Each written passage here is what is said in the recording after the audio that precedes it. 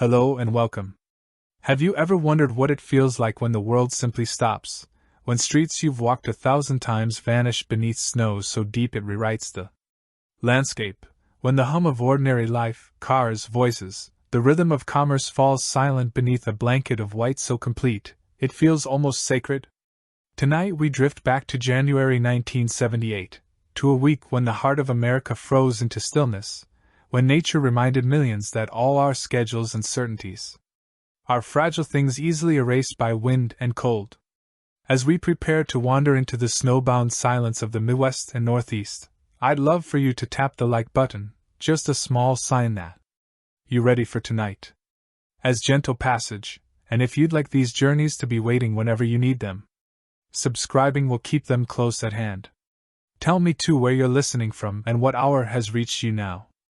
Some of you are leaning into the quiet of night, others are stepping into the light of day, and all of us share this moment together.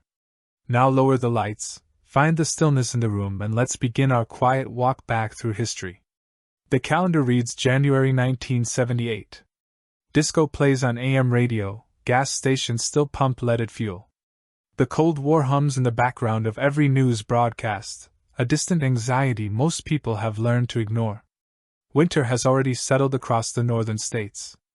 The ordinary kind of winter, predictable and manageable. But something is gathering in the atmosphere, something the instruments can barely comprehend.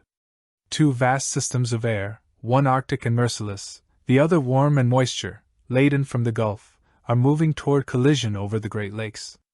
The pressure is dropping in a way that makes veteran meteorologists pause at their charts, rechecking their numbers. Most people don't notice. They go to work, they make dinner, they complain about the cold in that casual way people do when winter is routine. They don't yet know that in a matter of hours, the world they understand will be buried beneath walls of white, that roads will become rivers of snow. That time itself will seem to freeze. Let us begin where all great storms begin, in the ordinary morning, in the last hours before everything changes. You wake up on the morning of January 25, 1978 to a silence that feels heavier than usual. Not the peaceful quiet of fresh snow, something denser, more expectant. The air itself seems to be holding its breath. Your bedroom is cold.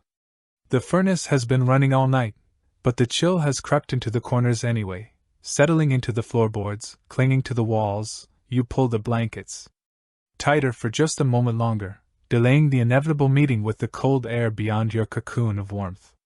When you finally rise, your feet meet the shock of the floor, cold even through your socks. You shuffle to the window and pull back the curtain. The sky is a flat, colorless gray, the kind that seems to press down on the rooftops. Snow is already falling, but gently, almost decoratively. Nothing alarming, nothing you haven't seen 100 times before. The radio chatters in the kitchen as you make coffee, between songs you've heard too many times.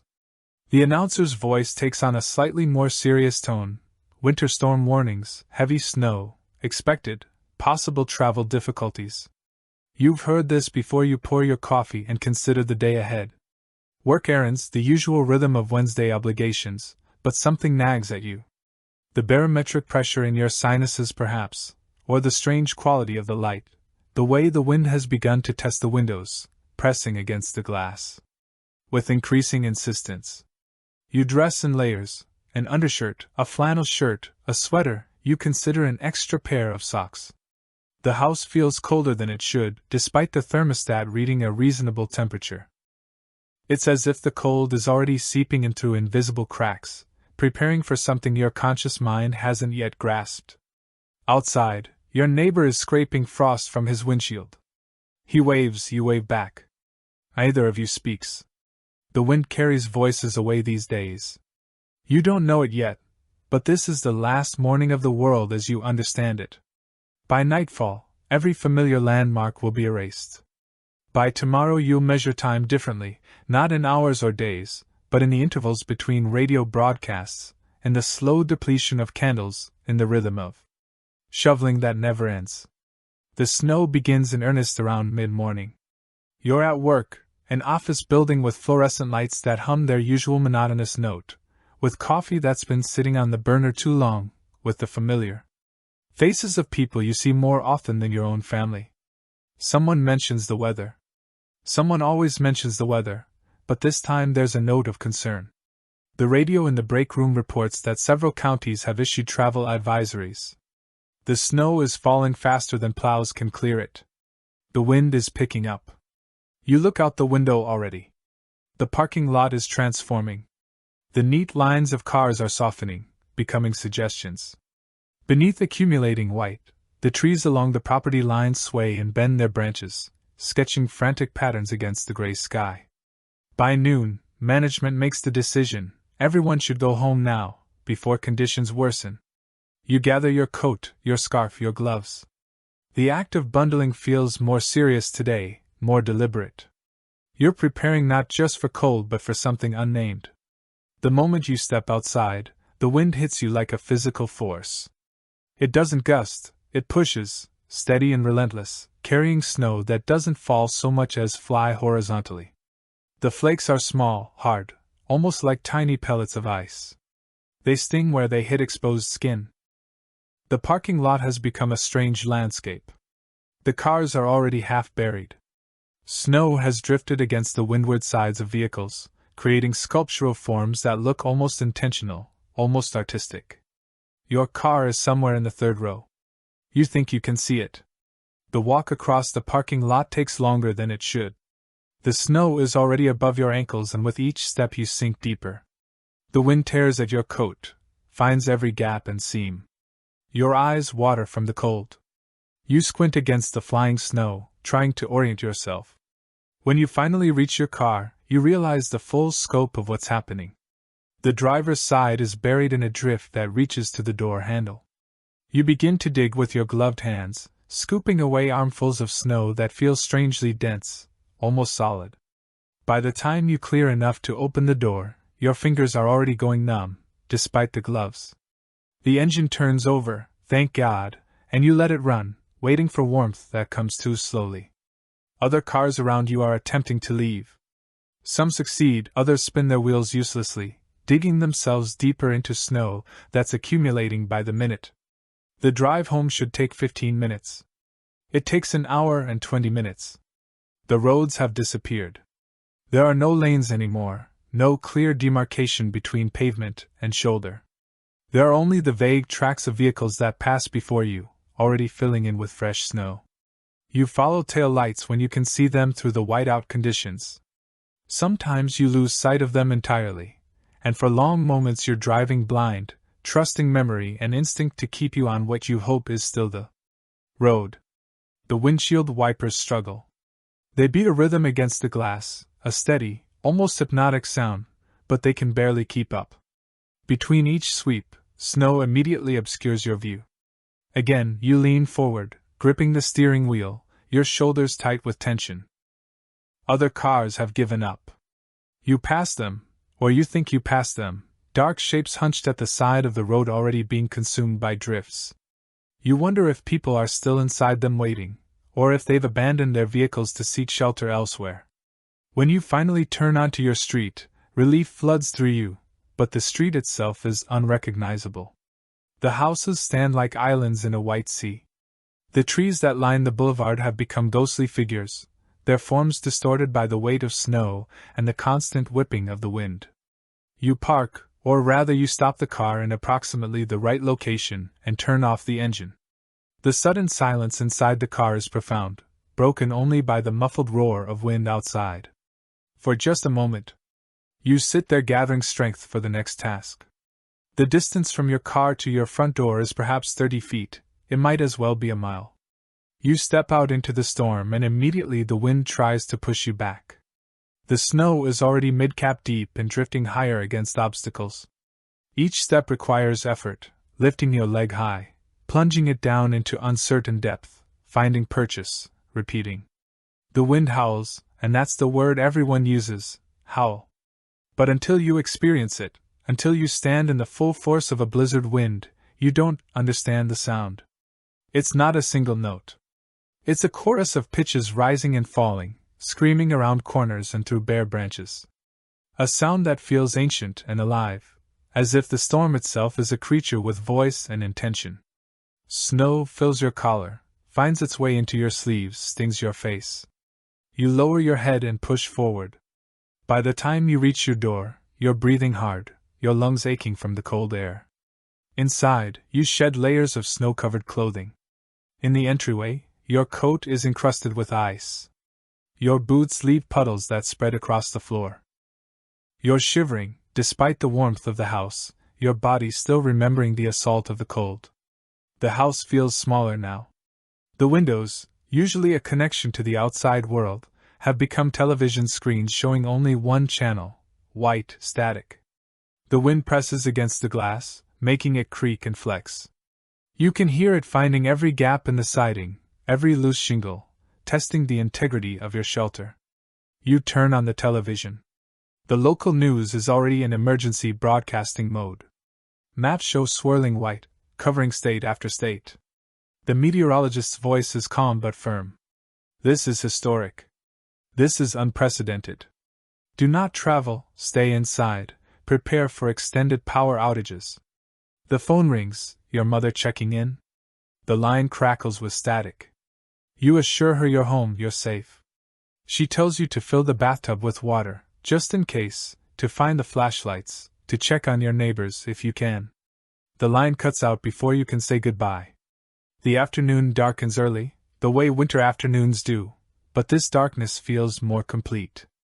The snow erases distinctions between earth and sky. Everything is one undifferentiated white, and you find yourself losing the sense of horizon of up and down. You begin to prepare, moving through the house with a growing sense of being under siege. You fill pots and pans with water. Furthermore, you gather candles and matches. Furthermore, you pull out the camping lantern from the back of the closet, check its batteries. Furthermore, you open the cabinet where you keep canned goods, mentally calculating how long they might last. The furnace cycles on and off, working harder than usual. You stand near the vent, feeling the warm air, reassuring yourself that the system is still functioning, but you can feel the cold pushing in from outside, seeping through the walls, settling into the far corners of rooms. Night falls, though. You can't pinpoint exactly when the white darkness simply becomes a darker white, then gray, then a peculiar luminescence. The snow itself seems to glow, reflecting back whatever minimal light exists. The power flickers. At 7:00 p.m. the lights dim, return dim again. You hold your breath. Then, with a soft mechanical sigh, everything goes dark. The silence is immediate and profound. The furnace stops its humming, the refrigerator ceases its background drone, the clock on the microwave goes black. All the white noise of modern living, the sounds so constant you've stopped hearing them, vanishes, and what remains is just the wind and your own breathing and the sudden loud beating of your heart. You light candles. Their flames cast moving shadows that make the familiar room strange. You wrap yourself in blankets and settle near the fireplace, if you have one, or huddle in the kitchen near the gas stove, if you don't. The house is already growing colder. You can feel it, a gradual theft of warmth, degree by degree. The radio becomes your lifeline. You turn the dial carefully, finding the emergency broadcast frequency. The batteries are old, and you need to make them last. You allow yourself 5 minutes of listening every hour. The news is the same each time. The storm continues, roads are impossible, power crews cannot respond. Stay inside, conserve food and water, check on elderly neighbors if possible, but going outside, even to the house next door, seems impossible. Through the window you can barely make out the shape of your neighbors, porch light, dark now like yours. The space between houses might as well be Arctic tundra. You try to sleep piled under every blanket you own, but the cold makes sleep fitful and strange. You dream of being buried alive, of endless white, of searching for something you can't name through corridors of snow. Furthermore, you wake frequently disoriented, checking your watch by candlelight, surprised each time by how little time has passed. The wind never stops. It becomes a kind of companion, an entity with moods and rhythms. Sometimes it screams, sometimes it moans, sometimes it falls to a whisper, and in those moments the silence feels even more ominous, as if the storm is gathering breath for another assault. Morning reveals the full scope of your new reality. The windows are partially blocked by snow drifted against them. Where you can see out, the world has been completely rewritten.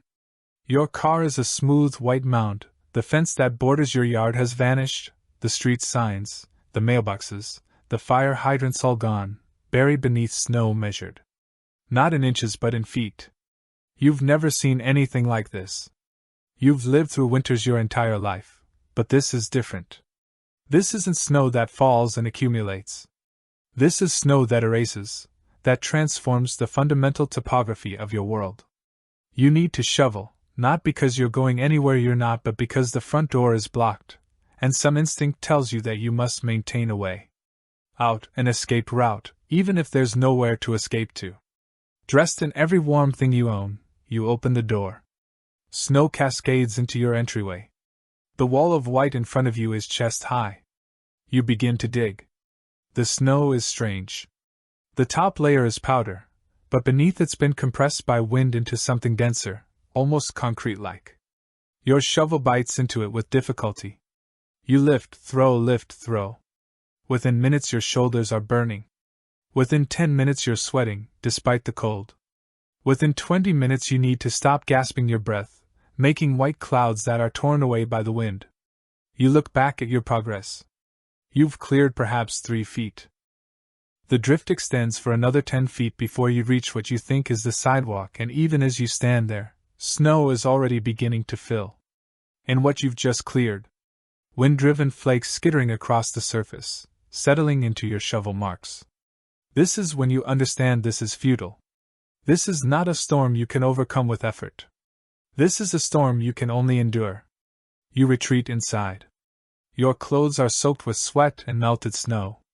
You change into dry things, hanging the wet garments near the fireplace hoping they'll dry. You're shivering again, that deep cold that comes from exertion followed by inactivity. The house is noticeably colder. You can see your breath when you're not near a heat source. The corners of rooms have become cold zones. Frost is forming on the inside of windows. The pipes haven't frozen yet, but you know it's only a matter of time. You light the oven, leave the door open for warmth. It helps, but it also depletes your gas more quickly. You'll need to ration this too. Everything must be rationed now: heat, food, water, energy, hope. Time becomes strange without the usual markers: work, appointments, television programs, the coming and going of daylight. In predictable patterns, the hours blend and stretch. You're not sure what day it is anymore: Thursday, Friday. The calendar on the wall says one thing, but your internal sense of time has become unwed. The radio remains your only connection to the larger world. You learn that you're not alone. Millions are experiencing this same isolation, this same cold, this same surreal inurement in white. The entire Midwest and portions of the Northeast have been paralyzed. The National Guard has been mobilized but can barely move. People have died, frozen in their cars, caught outside, overwhelmed by the cold in their own homes when heat failed. You try not to think about that last part. You measure your day in small tasks, rationing your food, a can of soup for lunch, heated slowly on the gas stove, eaten directly from the pot to conserve dishes and the water needed to wash them. Melting snow for non-drinking water, because the warnings about boiling it are serious, and your fuel is limited. Checking the perimeter of the house, looking for problems, ice dams forming on the roof, drafts that need to be plugged with towels, the slow creep of cold into the basement. You write by candlelight, though you're not sure why, maybe just to maintain some connection to normal, to purpose. You journal your experience, describing the sound of the wind, the quality of the light, the strange thoughts that emerge in isolation. The silence between wind gusts is profound.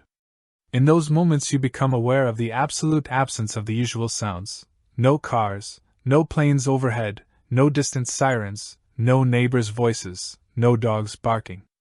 Just silence, as if the entire human world has been muted. You find yourself thinking about the past, about other winters, about childhood snow days that seemed magical rather than menacing. You remember sledding snowmen, the excitement of school cancellations. This isn't that. This is snow as adversary, winter as siege. Your body begins to adapt, though not comfortably. You wear so many layers that you've lost the shape of yourself. You're a shuffling collection of sweaters and coats and scarves. Your movements are slower, more deliberate, conserving energy. Your hands are perpetually cold. Even when you hold them near the stove, the warmth doesn't seem to penetrate. Your fingertips have a strange numbness, and you worry about frostbite, though you haven't been outside long enough for that. It's just the persistent cold, the way it leaches into everything. Sleep becomes deeper and more urgent. Your body wants to hibernate to conserve resources. You find yourself sleeping 10, 12 hours at a stretch, wrapped in blankets, near whatever heat source you can maintain. Your dreams are vivid and strange, full of endless white landscapes, of searching for warmth, of being buried and digging your way out, only to find yourself buried again. Hunger is a constant companion, but you resist it. The food must last. You don't know how long this will continue. The radio keeps saying soon, but soon is meaningless when each day feels eternal. You notice other changes.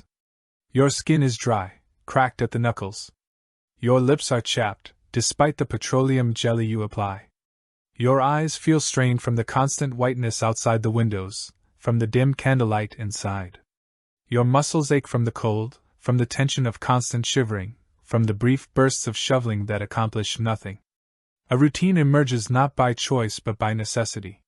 You wake when light begins to penetrate the blocked windows.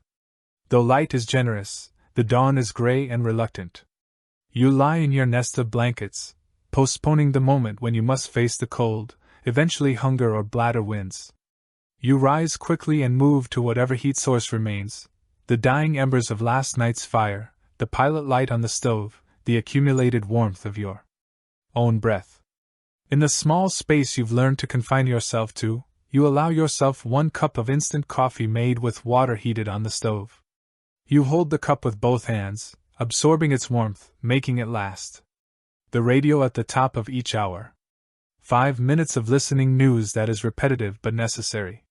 Which roads are attempting to reopen, where emergency shelters have been established? What the forecast predicts? Always the same advice: stay inside, conserve resources, check on neighbors if possible. You cannot check on neighbors. The distance is too great, the snow too deep, the cold too dangerous, the day stretches, you read by window light, when there's enough, old books, magazines you've read before anything to occupy your mind. When the light fails, you sit in semi-darkness conserving candles. You think about food more than you want to. You fantasize about hot meals, about abundance, about going to a restaurant and ordering whatever you want. These thoughts are both comforting and torturous. You think about warmth, about summer days, about the feeling of sun on your skin, about being too hot and complaining about it, a complaint that seems absurd. Now almost offensive. In its obliviousness, the wind continues. It has become the voice of the storm, a constant narrator of your captivity. You find yourself listening to its variations, learning to predict its surges, knowing when a gust is coming. By the way, the house begins to creak. Night falls early, always early. The darkness is no longer frightening, it's just another fact. Like the cold, like the snow, you light 1 or 2 candles, no more. You eat a small meal, you listen to the radio, you wrap yourself in blankets and wait for sleep. Tomorrow will be the same and the day after. Until it isn't in the isolation, small things become significant. You notice the pattern of frost on the window, delicate fractals forming and reforming nature's mathematics made visible. You find this beautiful in a way you never would have before, beauty and threat combined. Furthermore, you notice the quality of silence. Furthermore, you realize you've never truly experienced quiet before. There was always something, the hum of electricity, the distant murmur of traffic, the ambient sound of human civilization. Now, in the spaces between wind, there is nothing, pure absence of sound. It's disorienting at first, then almost meditative. You notice your own thoughts more clearly, without the usual distractions, television, radio. Beyond your rationed minutes, the business of normal life. Your mind has time and space to wander. Some thoughts are dark, fears about the cold, about food running out, about the pipes finally freezing, about the storm never ending. Other thoughts are strangely peaceful, memories of people you love, gratitude for shelter, however cold, recognition of your own resilience. You notice time differently. Clock time has become almost meaningless. You're operating on body time now, sleeping when exhausted, eating when hungry, moving when necessary. There's something ancient about this, something that connects you to humans who lived before schedules and appointments, who measured their days by light and dark and the demands of survival. You notice that you're talking to yourself, not constantly, but occasionally, small comments, observations, questions. Is this water enough? The wind is worse today. I should probably eat something. Your voice sounds strange in the empty house, both familiar and foreign. The storm continues 3 days for you've lost count. The radio says the system is massive, slow-moving, unprecedented. They use words like historic and catastrophic. These words wash over you. You're living it.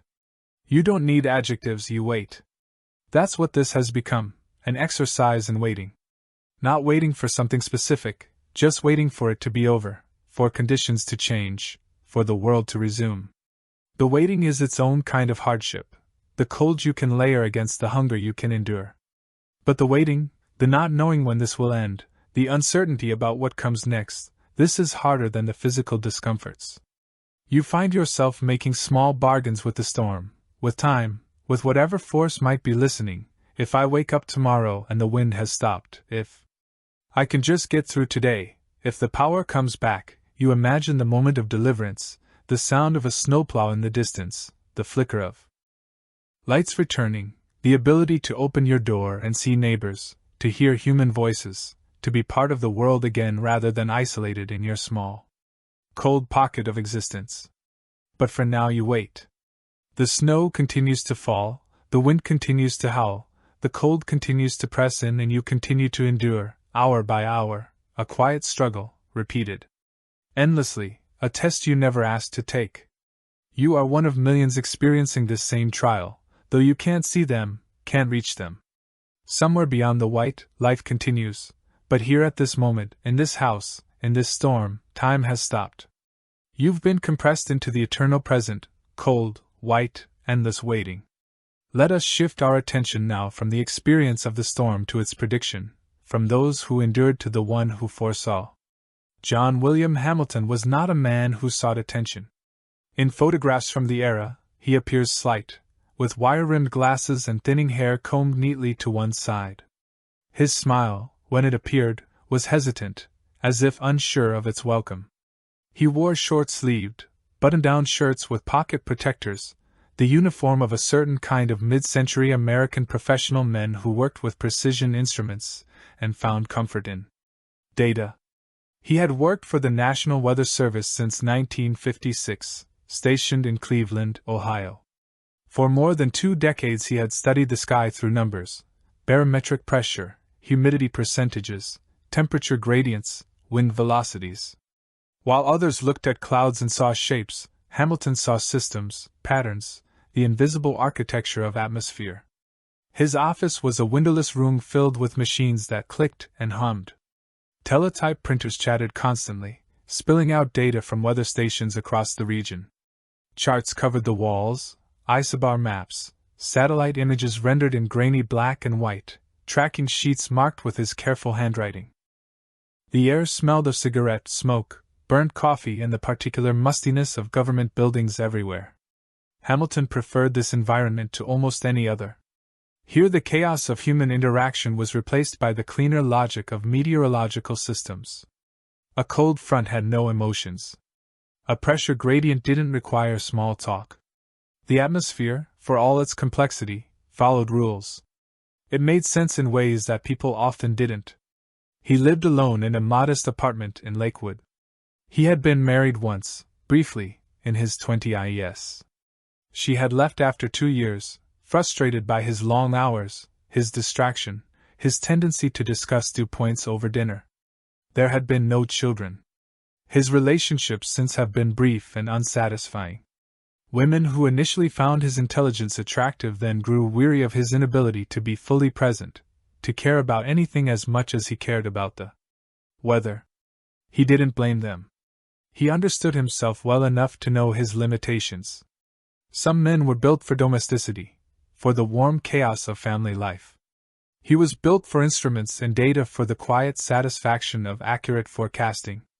But on the morning of January 23, 1978, as he sat at his desk drinking his third cup of lukewarm coffee, John Hamilton felt something he rarely experienced: unease. The data coming in from the western stations was unusual, not unprecedented, but close. A powerful Arctic high-pressure system was pushing south from Canada, brutally cold air, the kind that made exposed skin dangerous within minutes. This alone was not remarkable. Canadian air masses swept south regularly during winter. But there was something else: a low-pressure system developing over the Ohio Valley, pulling moisture up from the Gulf of Mexico. Warm, wet air meeting Arctic cold again. Not unusual in itself. The collision of air masses was the engine of all weather. What made Hamilton pause was the intensity of both systems and the speed at which they were converging. He spread the charts across his desk, tracing the projected paths with his finger. The low was deepening rapidly, losing pressure at a rate that suggested it would become a significant storm. The high was pushing south with unusual force and extent, and they were going to meet almost directly over the Great Lakes. He ran the calculations again, then again. The numbers remained consistent and increasingly alarming. His colleague, Dave Morrison, a younger meteorologist with more social grace and less experience, came in with fresh printouts. "You're seeing this?" Morrison asked, dropping the papers on Hamilton's desk. Hamilton nodded slowly. "The merger happens here." He tapped the map over Indiana Wednesday night, early Thursday morning. "That's going to be a hell of a snowstorm," Morrison said. Hamilton looked up at him. "It's going to be more than that." By midday on the 24th, Hamilton had compiled his analysis. The storm would track northeast from the Ohio Valley, intensifying as it moved. The Arctic air would funnel behind it, creating a temperature differential of 50 degrees or more. The wind would be sustained at 30 to 40 miles per hour, with gusts potentially exceeding 60. And the snow?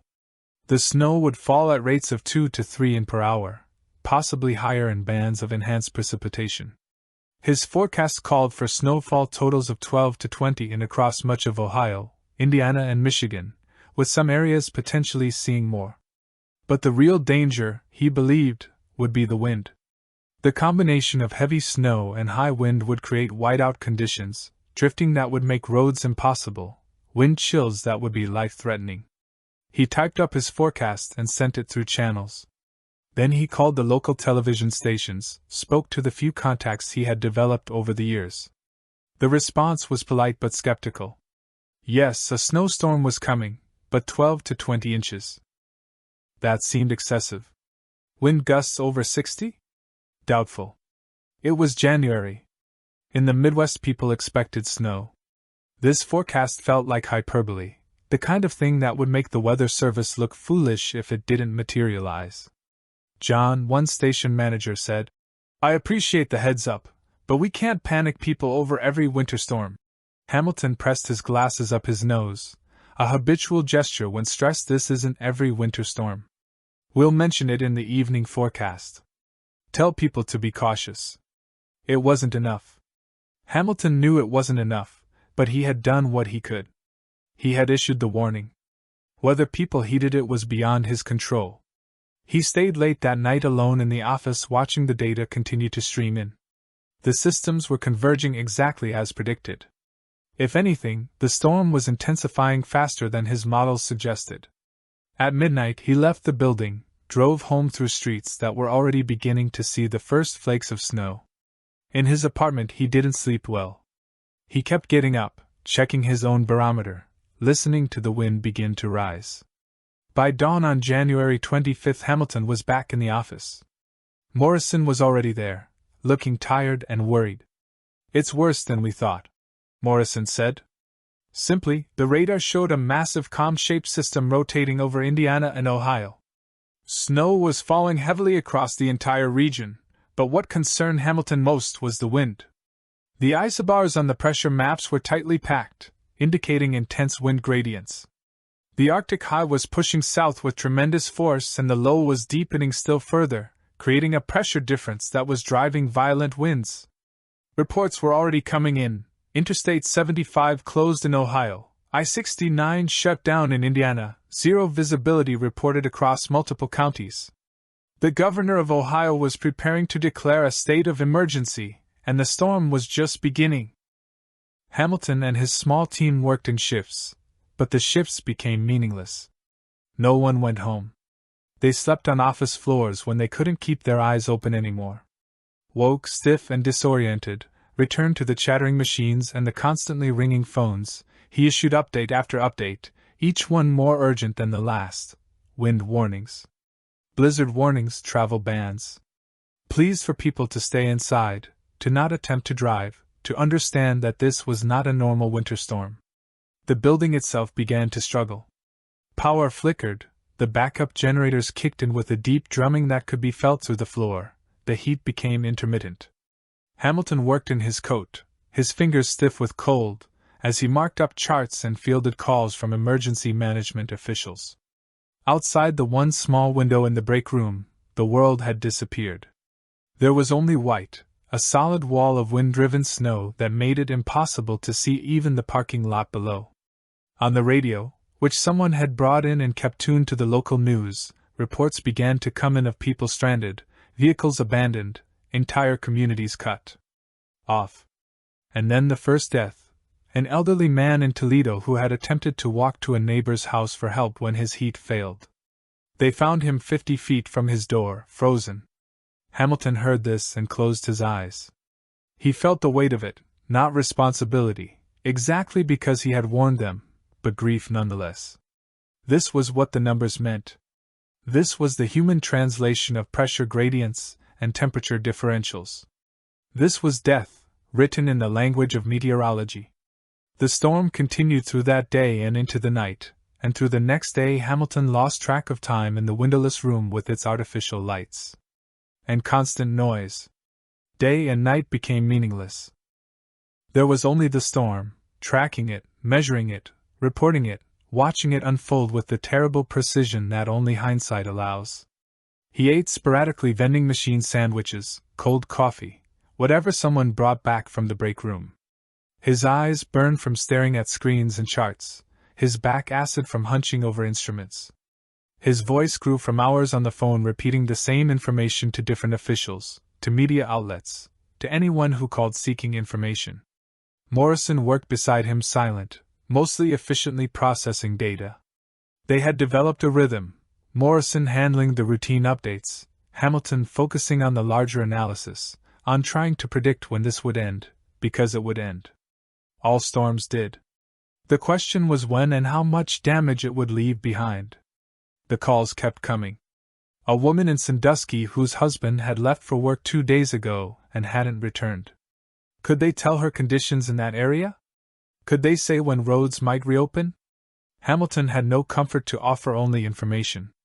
The roads were not passable, visibility remained near zero. He was sorry. An emergency coordinator in Fort Wayne asking about the southern extent of the storm. They were trying to bring supplies up from Indianapolis. What route would be safest? Hamilton looked at his maps. There was no safe route. Everything was shut down, everything. A hospital administrator in Toledo reporting that ambulances couldn't respond to calls. They had patients who needed emergency care. What should they do? Hamilton had no answer. He was a meteorologist, not a miracle worker. He could tell them about pressure systems and snowfall rates. Furthermore, he couldn't tell them how to save lives when the storm made movement impossible. On the evening of the second day, or was it the third, Hamilton wasn't sure anymore, the power went out completely. Not just a flicker this time, but total failure. The backup generators were buried beneath drifts of snow, their ventilation systems blocked. Emergency lights came on, dim and yellow, casting long shadows. The machines went silent. The constant chatter of teletype printers, which had become like white noise, suddenly stopped in the eerie quiet. Hamilton could hear the wind outside screaming against the building. For the first time he felt something close to panic.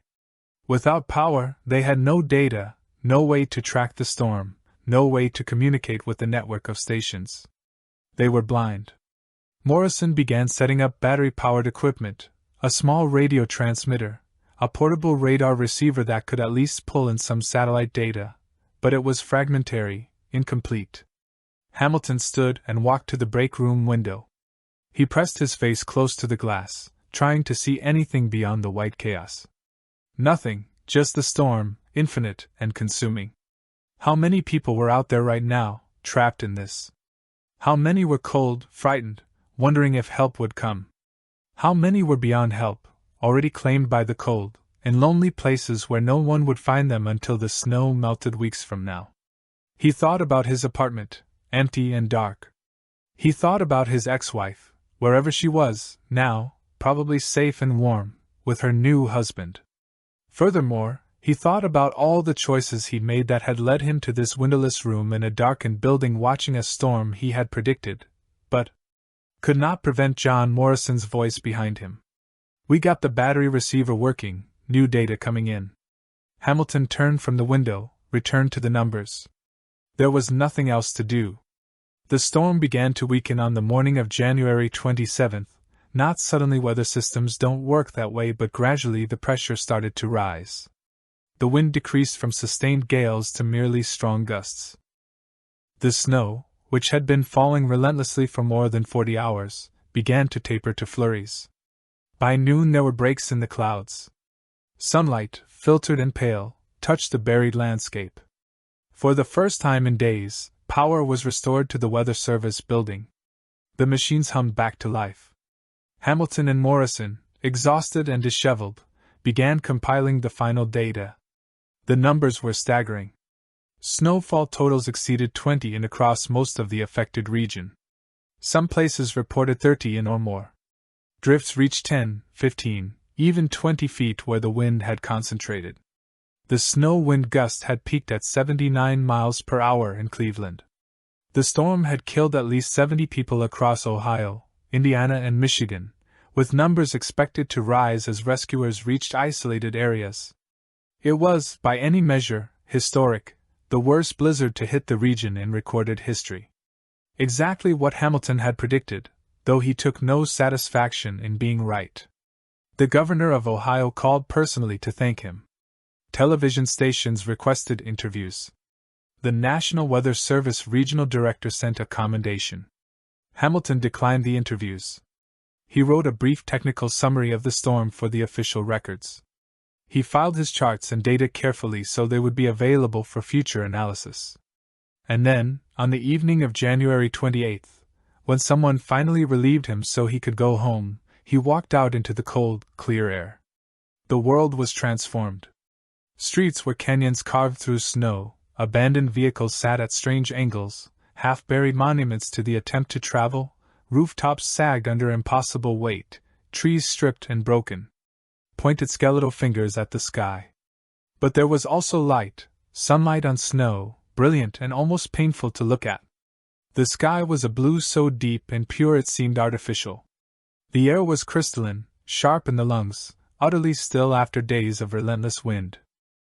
Hamilton stood in the parking lot of the Weather Service building for a long moment, just breathing, just looking. His car was somewhere under one of the mounds of snow. It didn't matter, he would walk, he needed to walk. The journey home took over an hour. The sidewalks were impossible, so he walked in the street following the rough trails broken by early rescue vehicles. Other people were emerging, too, bundled and blinking in the sudden brightness. They looked at each other with the recognition of shared trauma, nods, brief words of greeting, acknowledgement that they had all survived something significant. When Hamilton finally reached his apartment, he stood at the threshold for a moment before entering inside. It was cold. The heat had been off for days, but not as cold as outside, not as cold as it had been during the storm. He didn't bother taking off his coat, he simply sat down on his sofa and closed his eyes. He had done his job. Furthermore, he had seen it coming, had warned everyone he could, had tracked it through its terrible duration. Furthermore, he had given people information, the only thing he knew how to give, whether it had been enough, whether it had saved even one life, he would never really know. What he knew was this: the atmosphere follows rules, but within those rules is chaos. You can predict a storm, but you cannot control it. You can warn people, but you cannot make them listen. Furthermore, you can measure depth and pressure gradients, but that doesn't make it less real, less final. He thought about the man in Toledo who had died 50 feet from his door, so close to shelter, to warmth, to life. 50 feet. Had he heard the forecast? Had he understood the danger? Or had he, like so many, believed that he could manage, that it wouldn't be that bad, that nature's fury was something you could negotiate with? Hamilton opened his eyes. The apartment was dim, the winter light already fading. He should get up, start the radiator, make something to eat, but for now he sat in the cold and the quiet, feeling the weight of what had passed.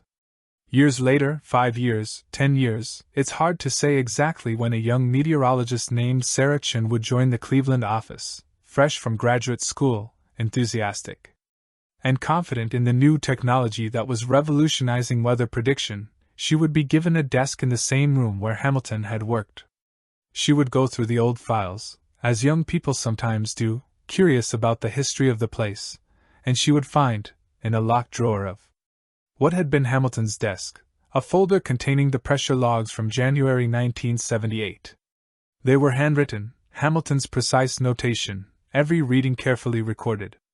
But there was something else in the margins, in that same careful hand notes, that weren't technical, called Mary Thompson, husband missing, no comfort to give Toledo. Hospital ambulances stranded, death toll rising. And then, at the bottom of the final page, a single sentence: we can see them coming, we cannot stop them.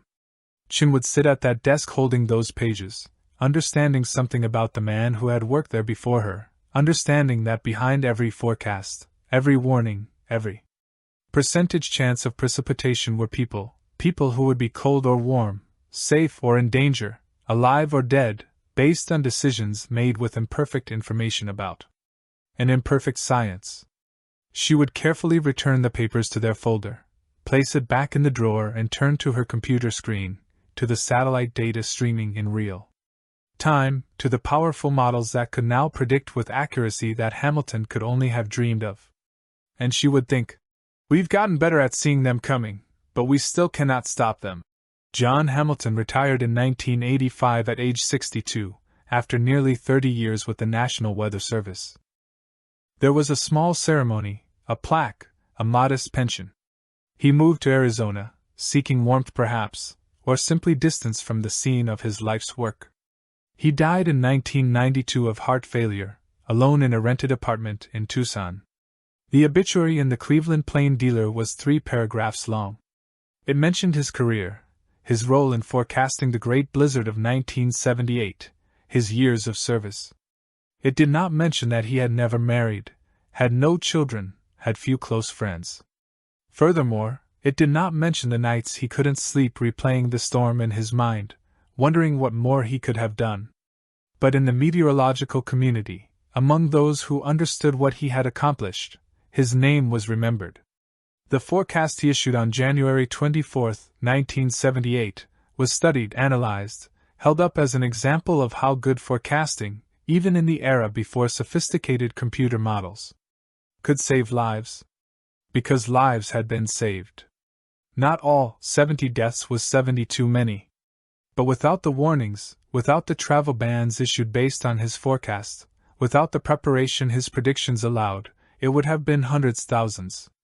Perhaps the storm had killed, but it had not killed as many as it might have.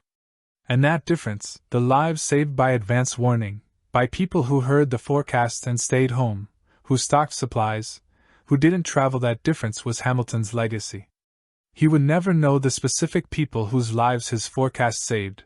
They would never know to thank him, but they existed, fathers who came home to their families, children who grew up, entire futures that unfolded because someone with careful hands and tired eyes sat in a windowless room and read the language of the atmosphere correctly. Now, decades later, when meteorologists gather for conferences, when they discuss historic storms and the evolution of forecasting technology, the Great Blizzard of 1978 is always mentioned, and so is John Hamilton, not with drama, not with grand pronouncements, but with the quiet respect afforded to someone who did his job well in difficult circumstances, who saw what was coming and spoke up, who stayed at his post through the storm, tracking it, reporting it, serving as a link between the chaos outside and the people trying to survive it. The photographs of him show a man who looked unremarkable, which is to say he looked like most of us, not heroic in bearing, not commanding in presence. Just a person doing his job, using the skills he had developed over a lifetime of patient study, trying to be useful in a world that didn't always listen. And perhaps that's the most important part of his story, not that he was special, but that he was ordinary, that his power came not from charisma or authority, but from attention, from paying careful attention to data, to patterns, to the subtle signals that the atmosphere sends before it unleashes its fury. In an age of instant communication and sophisticated forecasting technology, it's easy to forget how recent our mastery is, how fragile our understanding remains. We can see storms forming halfway around the world now, we can track them to the minute, but we still cannot control them, we still cannot protect everyone in their path. We can only watch and warn and hope that the warnings are heeded. That was John Hamilton's work, that was his life. And on those cold winter nights, when the wind begins to rise and the sky turns that particular shade of gray that means snow is coming somewhere, a meteorologist sits in front of screens and instruments, reading the data, making calculations, preparing forecasts, carrying on the work that Hamilton began, maintaining the vigil that he kept. The storms still come, the atmosphere still follows its ancient patterns, but we watch, we warn, we remember, and sometimes, in the margins of our notes, in the quiet moments between forecasts, we think of those who came before us, ordinary people, who did extraordinary work, who saved lives they never met, who kept the vigil through the worst of it. We think of John Hamilton sitting in his windowless room, glasses sliding down his nose, marking his careful notations, reading the sky through numbers, seeing the storm before it arrived, watching, warning, waiting. That is the work, that has always been the work. Let us drift now from the human story into something stranger, more expansive, the way snow itself becomes a keeper of time, a preserver of moments, a medium through which the past speaks to us in whispers. In Greenland, far from the cities buried by the blizzard of 1978, scientists drill into ice that has been accumulating for millennia. The drill descends slowly, carefully extracting cores that are cylinders of frozen time. Each layer represents a year, sometimes a season, sometimes, in the case of significant events, a single storm. The ice remembers everything: dust from volcanic eruptions centuries past, ash from forest fires that burned when Columbus sailed, chemical signatures of industrialization, nuclear testing, the slow accumulation of human impact on the atmosphere, and storms, especially storms. Each major weather event leaves its trace in the density of the ice, in the ratio of oxygen isotopes, in the tiny air bubbles, trapped like memories in crystal.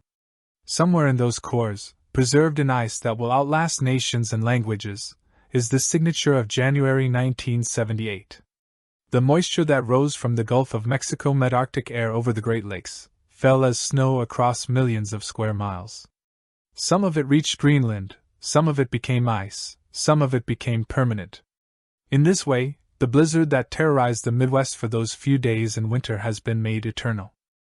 Long after everyone who experienced it has died, long after the last photograph has faded, and the last story has been forgotten, the ice will remember, silent, patient, waiting for someone with the right instruments to read its story.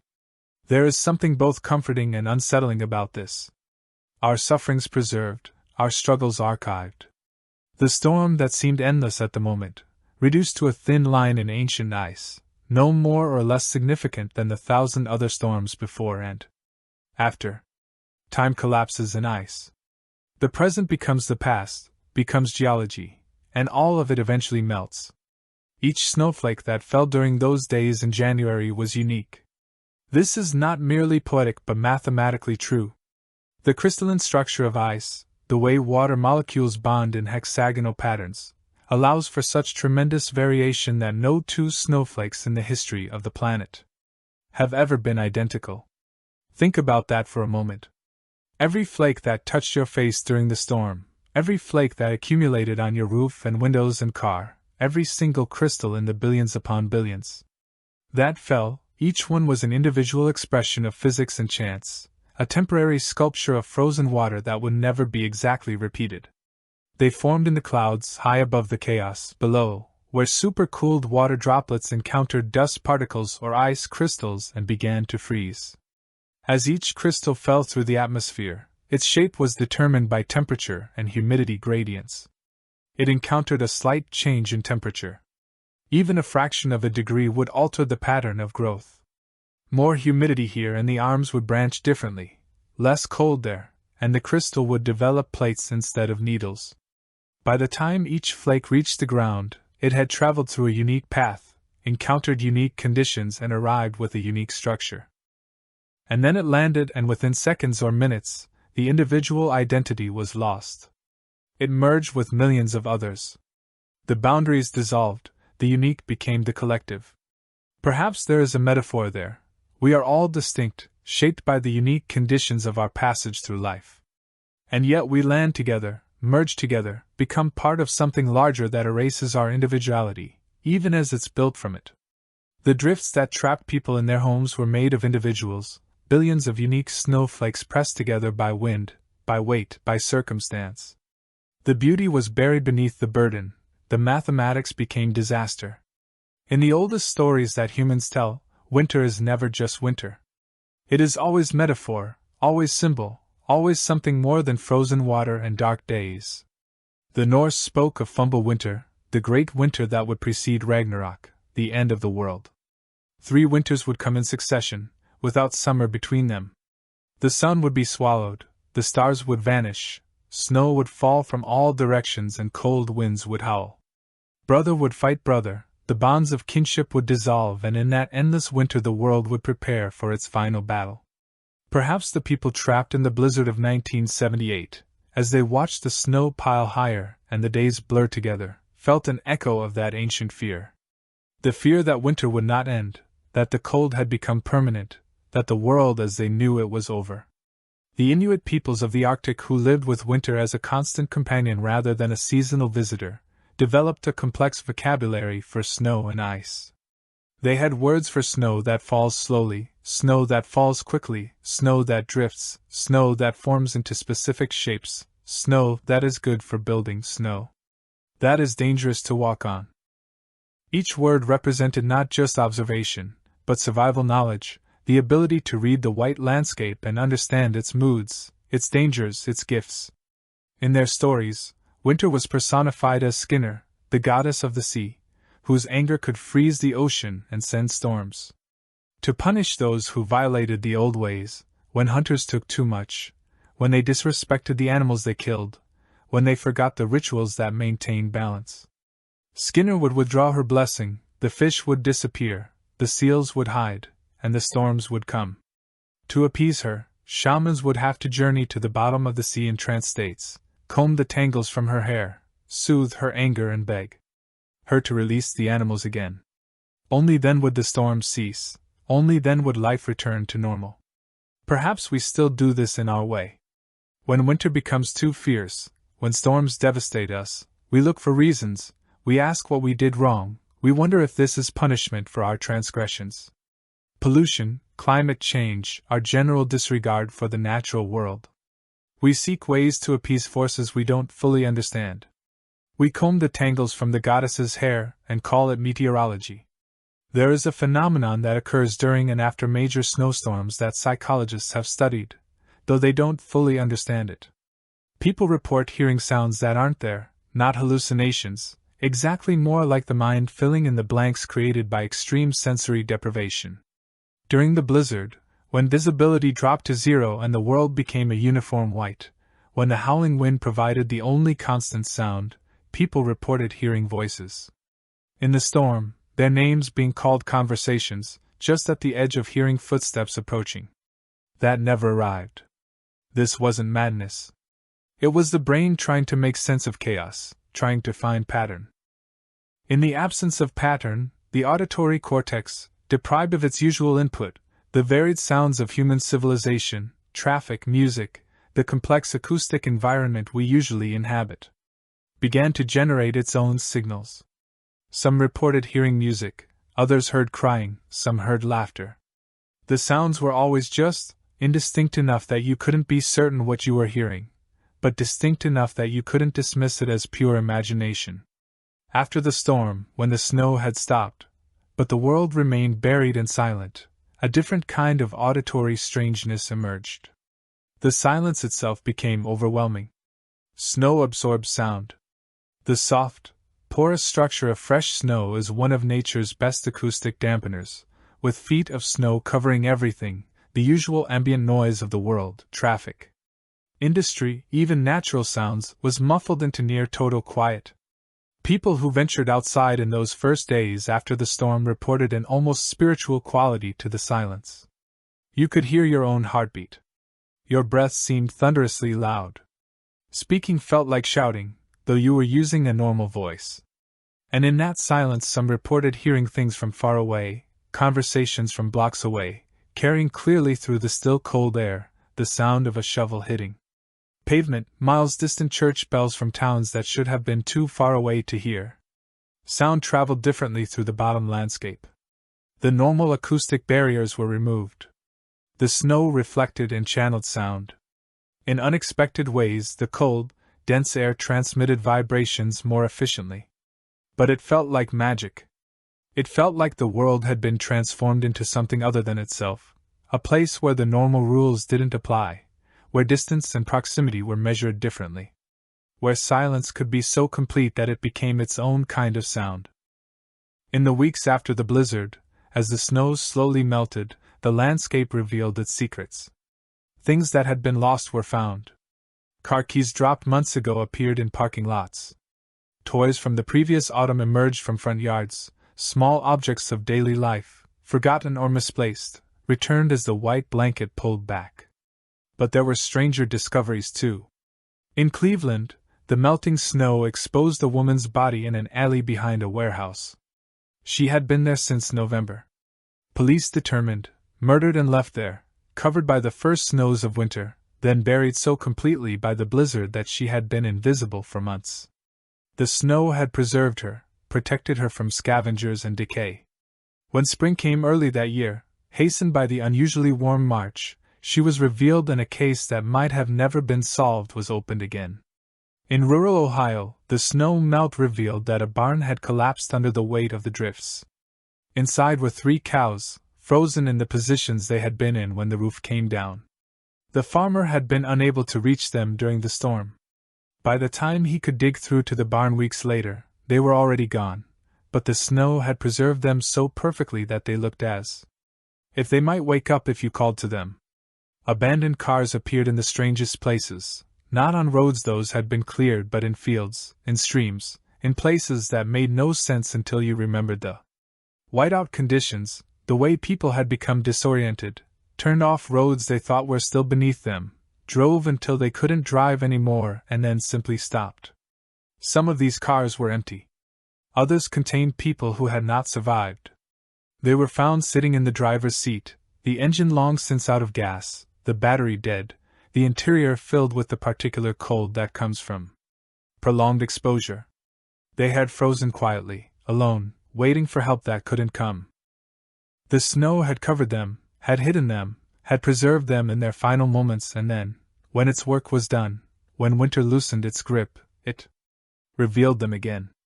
Offerings returned to the world, evidence of what had passed. There is a technique, ancient and well documented, for memorization, called the method of lost or the memory palace.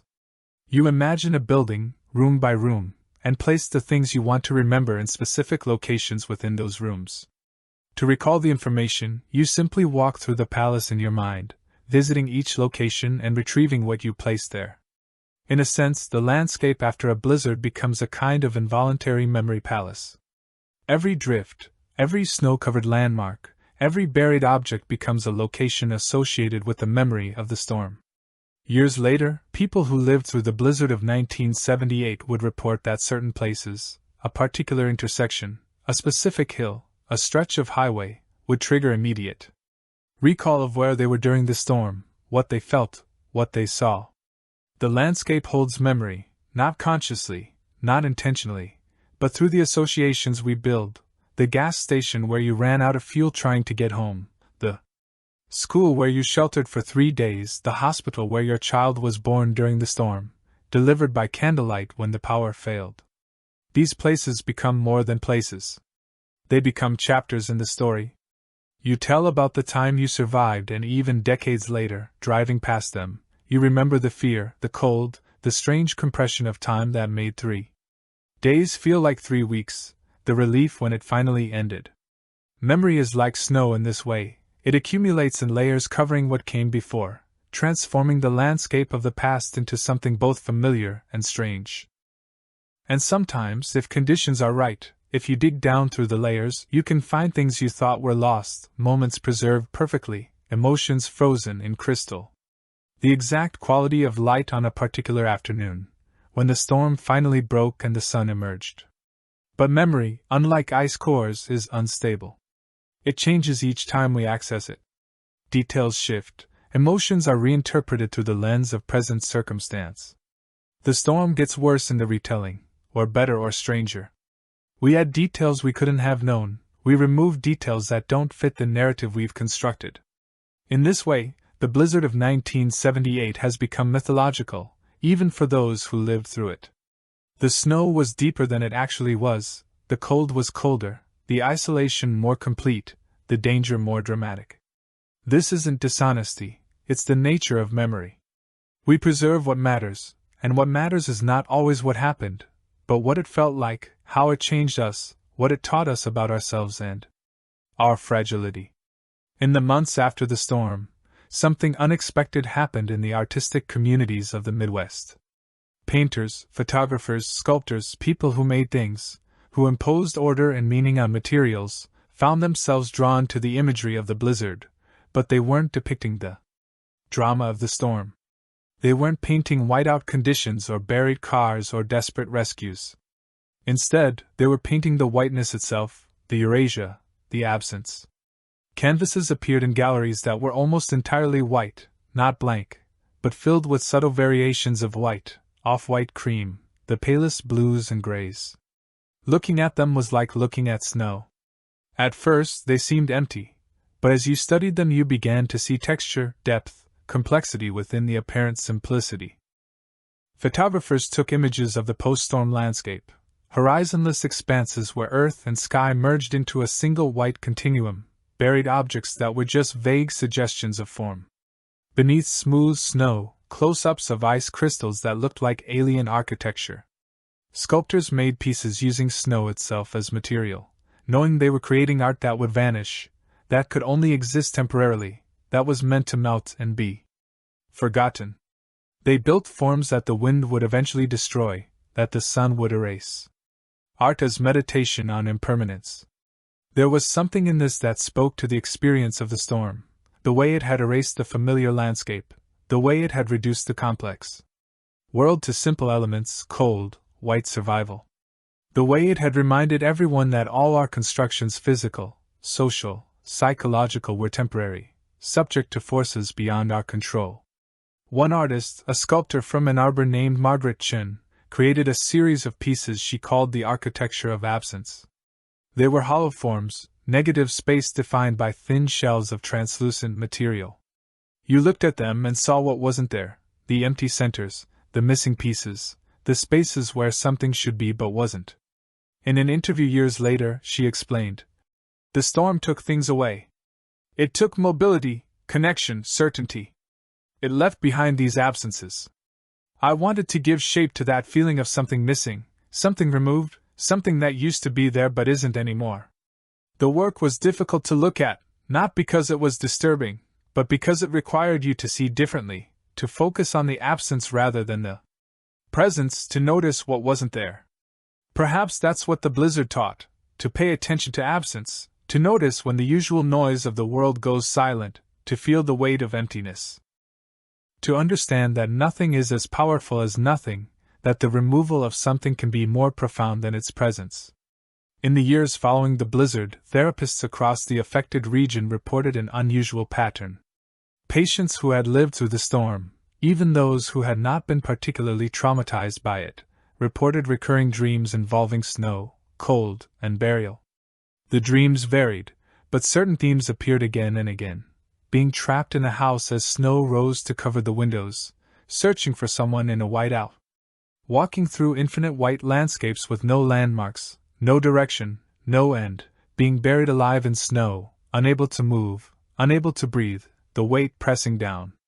These weren't nightmares exactly. Most people describe them as unsettling rather than terrifying, strange rather than horrific. The emotional tone was more of unease of something being not quite right than of active fear. Dream researchers suggested that the mind was still processing the experience, integrating the extreme sensory deprivation, the disruption of normal routines, the existential recognition of vulnerability that the storm had forced. The dreams were a kind of digestion, a way of metabolizing the experience and incorporating it into the psyche's understanding of the world. But there was another interpretation, less scientific but perhaps more interesting. The dreams might be ancestral memory awakening. For most of human history, winter was the greatest threat to survival. Our ancestors died by the thousands when the cold came, when food ran out, when shelter failed. We carry that memory in our genes, in the deep structures of the brain that evolved long before language or consciousness.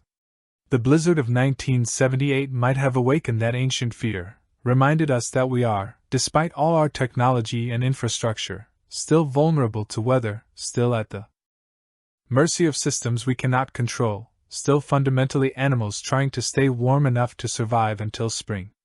The dreams were that recognition, working itself out in the symbolic language of the unconscious, the white landscapes, the cold that seeps into everything, the sense of being small and lost in something vast and indifferent. One psychologist, Dr. Ellen Rothstein, who practiced in Toledo, collected hundreds of these dream reports. She published a paper in 1982 titled The Archetypal Winter Dream, Imagery Following Environmental Trauma. In it, she argued that major weather events function as initiations, experiences that force us to confront fundamental truths about existence, about our relationship to nature, about mortality. The blizzard, she wrote, stripped away the comfortable illusion of control. It reminded us that we are not separate from nature, not protected from it by our technology and infrastructure. We are part of it, subject to it, and this recognition, this forced remembering, creates psychological ripples that extend far beyond the event itself.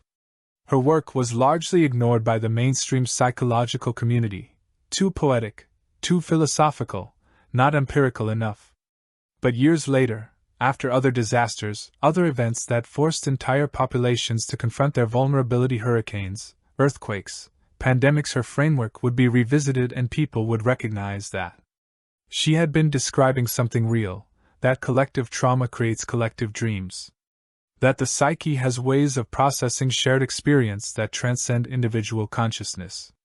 The blizzard became a dream that an entire region shared, a symbol that resonated in ways that were felt rather than understood. A metaphor that the unconscious mind kept returning to, kept trying to integrate, kept using to express other fears and anxieties. Even now, decades later, there are people who still dream of snow, who wake in the middle of the night with the sense of being buried, of cold pressing in, of wind howling at the edges of consciousness. The dream life of the storm continues long after the physical snow has melted, long after the last drift has disappeared. Memory, like water, changes form but never truly vanishes. It evaporates, condenses, falls again as something new. There is a paradox at the heart of memory studies. We remember traumatic events more vividly than mundane ones.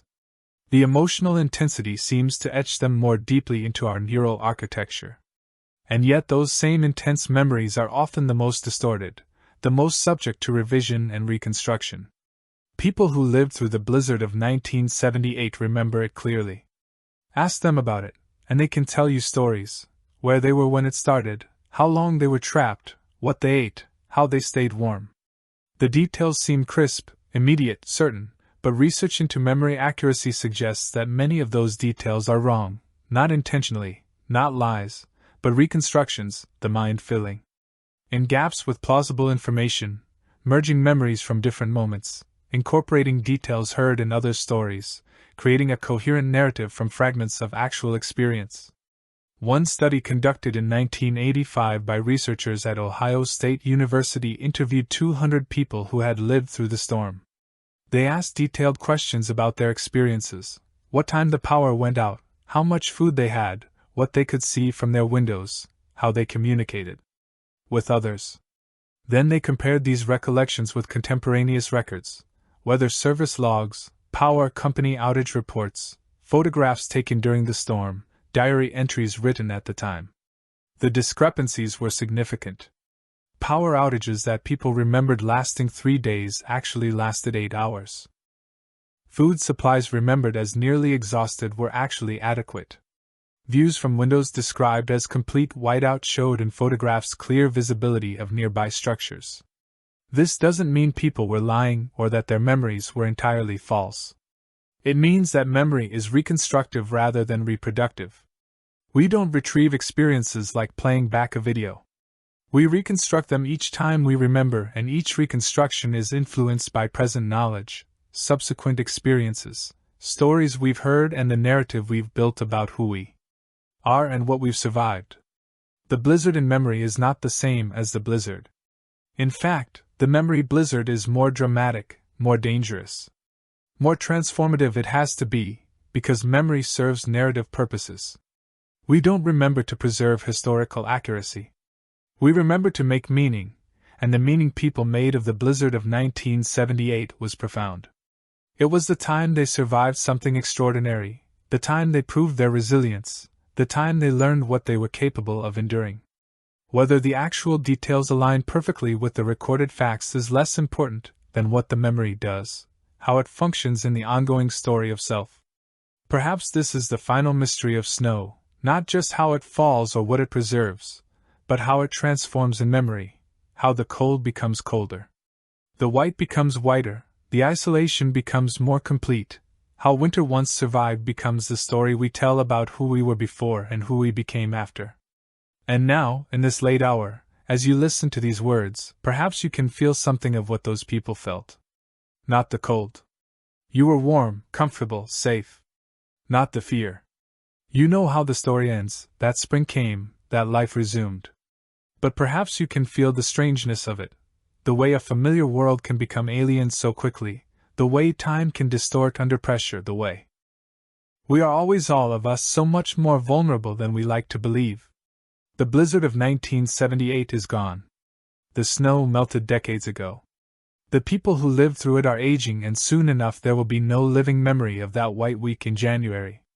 It will become pure history, data points and archived photographs and academic papers about storm systems and emergency response.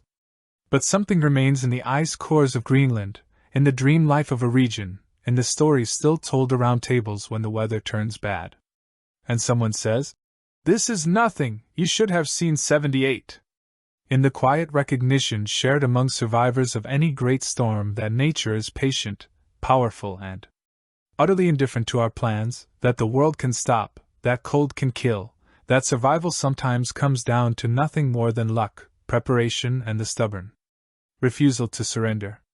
The snow remembers in its way, the ice remembers, the land remembers, in the shape of trees that broke and regrew, in the patterns of drainage where drifts melted, in the small ways that landscape bears witness to what passed over it. And we remember, though imperfectly, though the details blur and shift with each retelling. We remember the white, the cold, the wind, the waiting. We remember that we survived, and in remembering we prepare, though we don't always know it, for the next storm, the next time the world stops, the next test of our fragility and strength. The snow will come again. It always does, and when it comes, we will face it with whatever grace we can manage, knowing that winter, like all things, is temporary. Knowing that spring, however delayed, however impossible it seems in the depths of January, is patient too and always eventually arrives.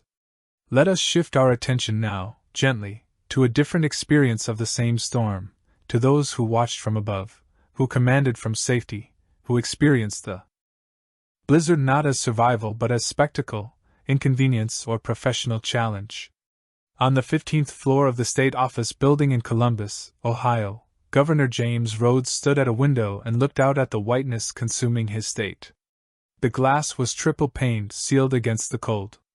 Behind him, in the wood-pan conference room, aides and emergency coordinators gathered around a map studded with colored pins, each one representing a crisis, a need, a request for help that couldn't yet be answered. The governor was 70 years old, a veteran of political battles and economic crisis, a man who had governed Ohio twice before and had returned to the office through a combination of nostalgia and necessity. He was not easily rattled. He had seen strikes, riots, recessions, but this was different. "How many dead?" he asked, not turning from the window. 16 confirmed so far in Ohio. Someone replied. "But communications are down across most of the state. The number will rise." Rhodes nodded slowly. Below him, the streets of Columbus were buried, abandoned cars dotted, the landscape like modern sculpture, but the building he stood in had power backup generators humming in the basement, enough fuel to last for weeks. The heat worked, the phones worked, coffee was being made in the break room, sandwiches had been ordered from a catering service that somehow, impossibly, had managed to deliver. He and his staff were comfortable, not comfortable like being at home, but comfortable enough. They could work, they could coordinate, they could make decisions that would affect millions of people who were at that moment sitting in cold houses eating canned soup, wondering if help was coming. "What's the National Guard status?" Rhodes asked. "Mobilized, but they can't move. The armories are snowed in, some units are trapped in their own facilities." The governor turned from the window. "Can't move," he repeated. "The National Guard can't move in Ohio." There was a weight to his voice, not anger exactly, but something close to it, the recognition of powerlessness. He had activated the emergency response system, he had declared a state of emergency. He had done everything that governors do in crisis, and yet the state remained paralyzed. Power, he was learning, was a function of mobility, and in a blizzard, no one was mobile. In the wealthy suburbs of Cleveland, Shaker Heights, Bay Village, Gates Mills, the storm was experienced differently than in the working-class neighborhoods of the city's east side, not because the snow fell less heavily there or the wind blew less fiercely, but because privilege creates buffers. The large homes had multiple heating systems, furnaces, yes, but also fireplaces, sometimes several of them with wood, stacked neatly in storage rooms or attached garages. When the power failed, as it did everywhere, the wealthy lit fires and stayed warm. Their pantries were better stocked, not out of conscious preparation, but simply because they had more space, more money, more of everything, shelves of canned goods, freezers full of meat, wine cellars. The isolation was uncomfortable, certainly, but not life-threatening. Many had generators, not industrial backup systems, but portable units purchased for summer cottages or boats, brought out now and connected to essential circuits enough to run a refrigerator, a few lights, a radio, enough to maintain a semblance of normal life. And when the storm finally broke, when roads began to be cleared, they were cleared first in the wealthy neighborhoods. Not officially, no one issued such an order. But the snow removal equipment was concentrated where it was most politically valuable, where the people who called city councilors and knew the mayor lived. In Shaker Heights, a community of large homes and old money, the main roads were passable within 2 days. Residents could drive carefully, slowly, to grocery stores that had reopened, to gas stations that had power. On East 55th Street, in the predominantly black and working-class neighborhood of Central, the streets remained impassable for a week. No plows came. Residents dug out their own blocks, forming volunteer crews, sharing shovels, clearing paths by hand. When grocery stores ran out of food, there were no alternatives. When heat failed, there were no backup systems. The same storm, the same city, 2 entirely different experiences. No one called this injustice, at least not officially. It was explained as a matter of resources, of priority roads, of practical decision-making under difficult circumstances. But the pattern was clear and it was old. In crisis, as in calm, the comfortable remained comfortable and the vulnerable became more vulnerable. In Michigan, at the Emergency Operations Center in Lansing, officials worked around the clock coordinating response. They had maps, communications equipment, direct lines to the governor's office. They had authority, information, and a clear sense of mission. But they also had frustration. Every decision they made ran into the same implacable obstacle, the storm itself. They could issue orders, but those orders couldn't be executed. They could deploy resources, but those resources couldn't reach where they were needed. On the second day of the storm, a call came in from a small town in the Upper Peninsula. The caller, a deputy sheriff, reported that the local hospital was running out of oxygen for patients on respirators. They needed an emergency supply immediately. The coordinator taking the call assured him that help was coming. She flagged the request as urgent, routed it to the appropriate department. Within an hour, arrangements were made. Oxygen tanks would be loaded onto a National Guard truck and delivered. But the truck couldn't move. The roads were closed, the snow was too deep, the wind was too strong. The coordinator called the hospital back. "We're working on it," she said. "We're trying to get a helicopter, but the weather, they'll die." The deputy interrupted. His voice was steady, factual. "Without oxygen, the patients will die when we're doing everything we can." When he asked again, she had no answer. The resources existed, the will existed, but the storm negated both. The patients in that small hospital were beyond help, not because no one cared, but because nature had made help impossible. Later she would learn that the hospital staff had improvised rationing oxygen, manually ventilating patients when the supply ran out, keeping people alive through sheer determination and improvisation. Until the storm passed and resupply became possible. No one died, but it was a near thing. The woman who took that call would remember it for years, the feeling of helplessness of being inside a warm, well-lit command center with every resource of government behind her and still being unable to help. The illusion of control exposed is exactly that, an illusion. In television studios across the region, anchors delivered the news of the storm to audiences that included both those experiencing it and those watching from safety. The tone was carefully calibrated, serious enough to convey the gravity of the situation, but not so alarming as to cause panic. The anchors themselves were comfortable. The studios had power, heat, food. Between broadcasts, they drank coffee and made phone calls to check on family members. They were professionals doing a job, performing a role on screen. They spoke of developing situations and emergency conditions. They showed footage of snow-covered streets, abandoned vehicles, rescue operations. The images were dramatic but also oddly sanitized. The camera framed the chaos but didn't capture the fear, the cold, the desperate boredom of being trapped. One anchor, a woman named Patricia Myers, who worked for a Cleveland station, would later write about the cognitive dissonance of the experience.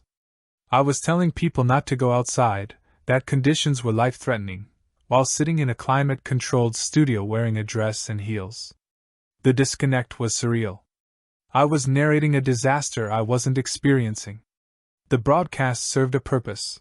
They provided information, reassurance, a sense of connection, but they also created a kind of theater. The storm became a story, and stories have narrative arcs. They have drama, tension, resolution. They have heroes, the plow drivers, the emergency responders, the ordinary people who helped their neighbors. What they often didn't show was the mundane reality, the hours of sitting in the cold with nothing to do, the anxiety about money lost from missed work, the particular stress of being trapped with family members in a small space, the way boredom and discomfort erode the spirit more effectively than any single dramatic moment. The media made the storm comprehensible. They gave it a shape, a meaning, but in doing so they also made it less real. They transformed lived experience into spectacle. For the executives of major corporations headquartered in the affected region, the blizzard presented a different kind of challenge, not survival, but business continuity. At the headquarters of TRW in Cleveland, senior management held conference calls from their homes, most of which retained power longer than average, located as they were in the better maintained neighborhoods. They discussed the impact on operations, on quarterly projections, on shareholder value. The factory workers, meanwhile, the people who actually made the products that generated the profits, were trapped at home or, worse, trapped in the factories where they'd been working when the storm hit. Some companies had arranged for CS and food when it became clear that workers couldn't leave. Others hadn't been so prepared. At one automotive parts plant in Toledo, 300 workers were stranded for 2 days with minimal food and no heat. After the power failed, they huddled in the break rooms sharing the contents of vending machines. When they finally were able to leave, they received their regular pay for the hours worked before the storm hit, but nothing additional for the time they'd been trapped. The executives who made that decision did so from home offices, never having experienced the cold, the fear, or the indignity of being abandoned by an employer they'd given years of labor to. Some companies responded better. A few demonstrated genuine concern for employee welfare, arranged for emergency housing, provided extra compensation, covered food and heating costs, but these were the exceptions. For most corporations, the storm was primarily a logistical inconvenience, a threat to productivity and profit. One CEO, speaking to investors after the storm, actually praised the silver lining of the disaster: inventory that couldn't be delivered to customers could be held and sold later, potentially at higher prices, as demand exceeded supply. The human cost wasn't mentioned in the call. Years later, labor organizers would point to the blizzard as a crystallizing moment, evidence of how little worker welfare mattered compared to business interests. The storm had revealed the truth: workers were resources to be managed, not people to be protected. Universities, hospitals, government buildings, these institutions weathered the storm with relative ease. They had emergency protocols, they had backup systems. They had, most importantly, the resources that come with institutional scale. At Ohio State University, students who had remained on campus for the break found themselves well cared for. The dormitories had heat and power from the central plant. The dining halls remained open. There was food, warmth, and community. Some students would later describe the storm as almost festive, a break from normal routine, a shared adventure, an excuse to have extended conversations and impromptu parties. They were experiencing the same storm that was killing people across the state, but their experience was fundamentally different because they were protected by institutional infrastructure. At Cleveland Clinic, one of the nation's premier hospitals, operations continued with minimal interruption. The facility had backup generators large enough to power a small city. When the surrounding neighborhood went dark, the hospital remained a beacon of light and warmth. Staff who couldn't go home were provided with sleeping quarters, meals, clean clothes. Patients continued to receive world-class care. A few miles away, at a small community hospital in a working-class neighborhood, the situation was far more dire. Their backup generator failed on the first day. They had enough diesel fuel for maybe 12 hours, even if they could get it working. Staff worked by flashlight. They manually pumped oxygen. They kept newborns warm by wrapping them in blankets and holding them. Both were hospitals. Both saved lives during the storm, but one did so with every modern resource available, while the other relied on the desperate ingenuity of exhausted staff. The disparity wasn't planned. It was simply the accumulated result of decades of investment decisions, of resources flowing towards centers of wealth and power, of systems designed to protect what was already strong rather than support what was vulnerable. In the upscale restaurant district of Ann Arbor, Michigan, one establishment, the Chop House, remained open throughout the storm. The owner and several staff members had been there when the blizzard hit and decided to wait it out. They had food in the walk-in coolers, they had wine in the cellar, they had a gas stove that worked without electricity for 3 days. A group of about 20 people, staff and customers who'd been dining when travel became impossible, sheltered together in unexpected intimacy. They made meals from the restaurant's inventory, they told stories, they played cards by candlelight, they slept in the booths and on the floor. Years later, several of them would describe it as one of the most memorable experiences of their lives in adventure, a bonding moment, the time they were trapped in a fine restaurant during the blizzard. They had been lucky, they acknowledged lucky to be trapped somewhere with food, heat, and company. Lucky to have the storm become a story they could tell at parties rather than a trauma they needed to overcome. Compare this to the experience of Maria Santos, a cleaning woman who worked in the office buildings of downtown Toledo. She had been on her shift when the storm hit. A supervisor had told her and the other cleaning staff to leave early, but by the time she got to the bus stop, buses had stopped running. She tried to walk home a distance of about 3 miles, but the snow was already too deep, the wind too strong. She took shelter in a gas station, spent 2 nights there, huddled with several other stranded workers, sharing the few snacks available from the limited store inventory. No heat after the power failed, no comfortable booths or wine cellars, just the cold and waiting and the particular humiliation of being trapped in circumstances that revealed just how precarious her existence was. When she finally made it home, she found her apartment frigid, the heat had failed, and she didn't have a fireplace or backup system. She spent another 2 days wearing every piece of clothing she owned, melting snow for water, eating crackers because the stores in her neighborhood hadn't reopened yet. She didn't tell stories about this at parties. Furthermore, she didn't describe it as an adventure. It was simply something she endured, another hardship in a life that had offered many hardships. The blizzard didn't create inequality, it simply revealed. It made visible the vast differences in how people experienced the same event, based on their economic circumstances, their location, their access to resources. In the aftermath of the storm, as the full scope of the damage became clear, charitable organizations mobilized. The Red Cross opened emergency shelters. Churches organized food drives. Local businesses donated supplies.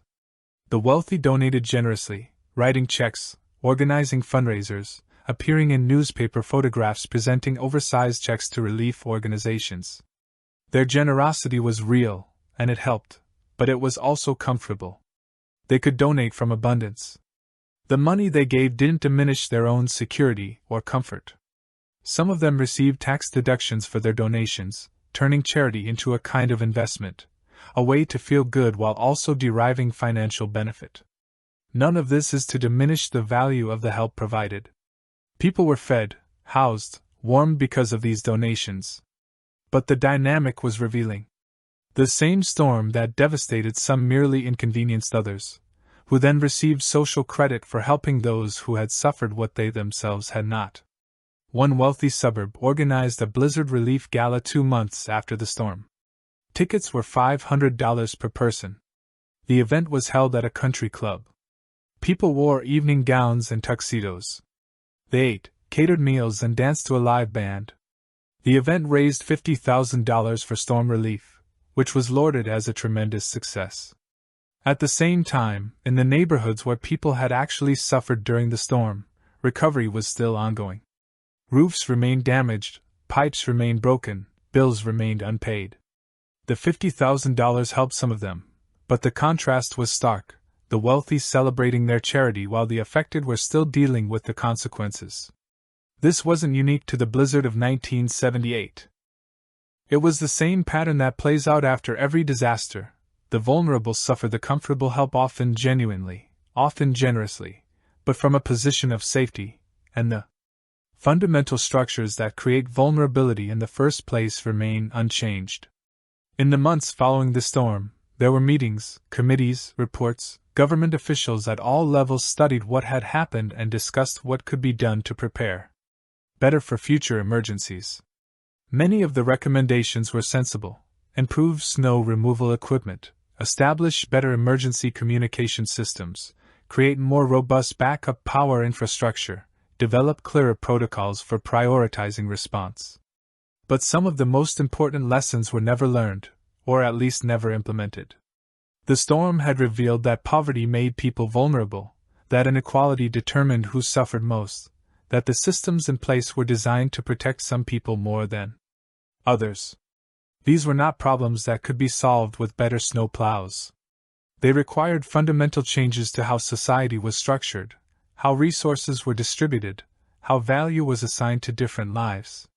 Such changes were discussed in abstract terms addressing systemic inequality, improving social safety nets, ensuring equitable access to resources, but concrete action was limited.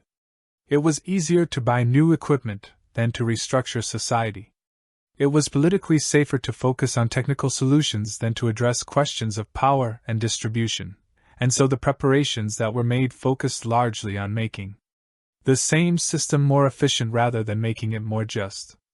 The next storm, everyone agreed, would be handled better, responses would be faster, communications would be clearer, plows would be better distributed. But the fundamental question why some people had backup generators and others didn't, why some neighborhoods were plowed first and others last, why some people could afford to stock pantries and others lived paycheck to paycheck with no cushion for emergencies, this question was raised, discussed briefly, and then quietly set aside. Too complicated, too political, too much. Most people who lived through the storm didn't think much about these disparities, at least not consciously. They were focused on their own survival, their own recovery, and for many, the community response, neighbors helping neighbors, strangers sharing resources, was the dominant memory. But for some, particularly those who had experienced both the storm's physical hardship and the revelation of their own vulnerability, something shifted. They began to see more clearly how society was structured, how some lives were valued more than others, how disasters amplified inequalities that existed even in calm times. A social worker in Cleveland, interviewed 5 years after the storm, said, "It opened my eyes. I'd always known theoretically about poverty and inequality, but seeing how differently people experienced the same storm, that made it real. The storm didn't discriminate. It snowed on everyone equally, but the consequences were so unequal. That's when I understood that disaster doesn't create injustice, it reveals it." She wasn't alone in this recognition. Labor organizers, community activists, progressive politicians. Many would point to the blizzard as a moment when the usually invisible became briefly visible, when the comfortable myths about equality and opportunity were exposed by the simple fact of who froze and who stayed warm. But recognition doesn't automatically lead to change. Most people, once the crisis passed, returned to their normal lives. The lessons faded, the urgency diminished, the systems remained largely as they were. Let us return briefly to Maria Santos, the cleaning woman we met earlier, trapped in the gas station. In interviews conducted years later for an oral history project, she reflected on the experience. "I remember thinking during the storm that everyone must be going through this. Everyone must be cold and scared and hungry.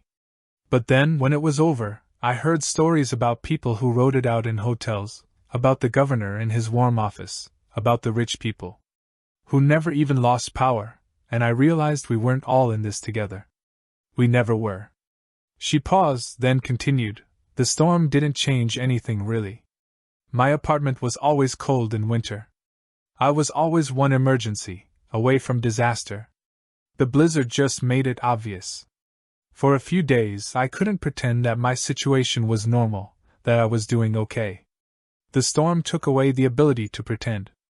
This, perhaps, is the final and most important contrast revealed by the blizzard, not just that people experienced it differently based on their circumstances, but that for some, the storm was an aberration, a temporary departure from normal life, a dramatic story to tell, while for others it was simply an intensification of struggles that were always present. The cold was colder, but cold was familiar. The isolation was more complete, but isolation was familiar. The fear was sharper, but fear was familiar. The storm had simply turned up the volume on a song that was always playing, and so, when spring finally came and the snow melted away, two versions of the same story existed. In one version, the blizzard of 1978 was a great equalizer, a moment when everyone, regardless of status or wealth, faced the same challenge. A moment that brought communities together, that revealed the best in people, that showed how Americans pulled together in crisis. This version was told in newspaper retrospectives, in anniversary commemorations, and the comfortable middle-class memory that became the official history. In the other version, the blizzard was a revealed of division. A moment when the fault lines of society became visible, when the difference between comfort and suffering was measured not in character or effort, but in resources and luck. A moment that showed how, in America, even disaster is experienced unequally. This version was told in community centers, in union halls, in the conversations of people who had learned once again that they were on their own, that help might not come, that their suffering was less important than the comfort of others. Both versions were true. The storm had brought neighbors together. It had also revealed how separate people's experiences were. It had shown the best of humanity. Furthermore, it had also shown how systems were designed to protect some and abandon others. The question was which truth you focused on, and that focus more often than not depended on which side of the divide you found yourself on. From the tower, the storm was spectacular, tragic, historic, but ultimately something that happened to other people, something observed and managed and eventually overcome. From below, the storm was personal, present, inescapable, something that happened to you in your body, in your fear, in your cold. The view from the tower saw patterns, systems, statistics. The view from below saw hours, minutes, the endless present, tense of survival. And in the space between these views, between warmth and cold, between comfort and suffering, between those who watched and those who endured, lay a truth about the world that the storm had illuminated but not changed. That we are not all equal in crisis. That our fates are determined by circumstances beyond our control. That society protects some more than others. That disaster reveals what is always true but usually hidden, that from above the snow is beautiful, from below it buries. Spring came early that year, as if nature itself felt apologetic for winter's excess. By mid-March, temperatures rose into the 50s and 60s, unseasonably warm, almost surreal. After the brutal cold that had defined January, the snow melted quickly, too quickly, some said. The rapid thaw caused flooding in low-lying areas, as weeks' worth of accumulated precipitation returned to liquid form and overwhelmed drainage systems still damaged from the freeze rivers. Swelled basement filled. The damage continued even after the storm itself had passed. But still the warmth was welcome. People emerged from their homes like creatures coming out of hibernation, blinking, tentative, amazed to rediscover a world of color and movement. After so many weeks of white stillness, grass appeared shockingly green against the remaining patches of gray snow. Birdsong returned. The sun, which had seemed weak and distant throughout the winter, now felt generous, almost extravagant in its warmth. You could walk outside without layers upon layers of clothing. You could feel air on your face that didn't hurt. Furthermore, you could see beyond your immediate surroundings, the horizon, visible again, the world extending outward rather than pressing inward. The relief was almost physical. Shoulders that had been tensed against cold for months finally relaxed. Sleep became easier, deeper. The constant low-level anxiety of winter, will the pipes freeze? Will the heat hold? Will we have enough? Gradually dissipated. People gathered outside on porches and front steps, just to be in the air, to be visible to one another again. Conversations that had been impossible during the storm's isolation now flowed freely. Stories were exchanged, compared, integrated into a shared narrative. Where were you when it hit? How long were you without power? Did you hear about the storm became story? Experience became memory. Trauma began its slow transformation into meaning. In the aftermath, there were many attempts to extract lessons from the blizzard of 1978. What had it taught us? How will we change? Some lessons were practical. Cities and states updated their emergency response protocols, snow removal equipment was modernized. Communication systems were improved. Building codes were revised to require better insulation, more robust heating systems, backup power capabilities. These were good changes. They made the next winter and all subsequent winters marginally safer. They reduced the likelihood that the same kind of paralysis could occur again. But there were other lessons, harder to codify, that lived in the bodies and minds of those who had endured, the lesson of fragility, that the systems we depend on, the infrastructure that makes modern life possible, can fail completely and suddenly. That we are always, all of us, just a few days away from cold, hunger, isolation. That civilization is thinner than we like to believe. The lesson of resilience, that humans can endure more than they think they can. That we adapt, improvise, survive. That there are reserves of strength and patience that only become visible under pressure. The lesson of community, that in crisis, people often help one another. That neighbors share resources, that strangers offer shelter.